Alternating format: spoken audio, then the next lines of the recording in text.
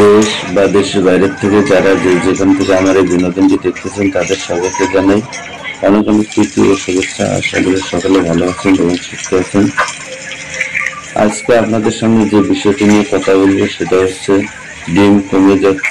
ডিম কম পাচ্ছেন, খামারের ডিম উৎপাদন কমে গেলে চিন্তার কিছু নেই। তাই এই ভিডিওটি পুরোটা দেখুন এবং চ্যানেলটাকে সাবস্ক্রাইব করে বেল আইকনটি অল করে সাথেই থাকবেন। আমি চাই আপনাদের খামারে যাতে ডিম প্রোডাকশন কমে না যায় এবং ডিম প্রোডাকশন গুলো ভালোভাবে নিতে পারেন, এই সমস্ত বিষয় নিয়ে কথাবার্তা বলবো। তো অনেক খামারি ভাই বোনেরা আমাকে প্রশ্ন করতেছেন, ভাই আমাদের ডিম কমে গেছে এবং আগে যে পরিমাণে প্রোডাকশন হতো এখন আর সে পরিমাণে প্রোডাকশন হচ্ছে না। তাই এর কিছু কারণ আছে, তাই সেই কারণগুলো আপনাদের কাছে তুলে ধরবো যাতে আপনারা এই জিনিসগুলো থেকে সতর্ক থাকেন এবং সতর্ক থাকলে আপনারা এই ডিম প্রোডাকশন আর কখনো কমবে না এবং আপনার খামারে কোনো লস হবে না। তো ডিম কমে যাওয়ার কারণ হলো 7টি কারণ। প্রধানত ঘরে বসে কিভাবে চেক করবেন খাবার, আলো, টিকা, পরিবেশ সব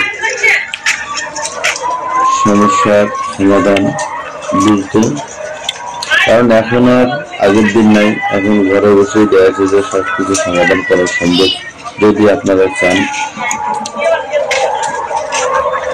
দ্রুত বাড়ানোর কার্যকর ব্যস্ত কেজ 100% ভ্যাকসিন সম্পূর্ণ সুস্থ লেয়ার সংগ্রহ পরামর্শ। Ready plate, ready home delivery. যোগাযোগ আপনার নতুন ও পুরাতন খামারের সম্পূর্ণ গাইডলাইন দিতে আমি পাশে আছি। তাই আপনাদের খামারের ডিম কমে যাওয়ার কারণ হলো যদি খাদ্য সঠিক না হয়, খাদ্য যদি মান কমে যায় বা খাদ্যের মান অনেক সময় দেখা যাচ্ছে যে কমে গেলে ডিম প্রোডাকশন কমে যায়। আরেকটা হচ্ছে লাইটিং এর একটা ব্যাপার আছে। যদি মুরগিতে লাইটিং সঠিক না থাকে এবং ঘরে যদি লাইটিং বাল্ব সঠিক ব্যবস্থাটা করে না, তাহলে দেখা যাচ্ছে আপনার লাইটে মুরগি ডিম কমে যেতে পারে।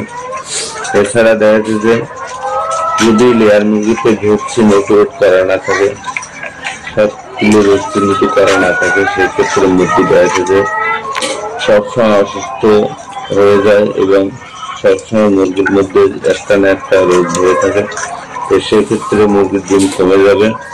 এছাড়া দেখা যাচ্ছে যে অনেক সময় খাবারে কিছু সমস্যা থেকে যায়, এই কারণে দেখা যাচ্ছে যে ডিমের প্রোডাকশন কমতে শুরু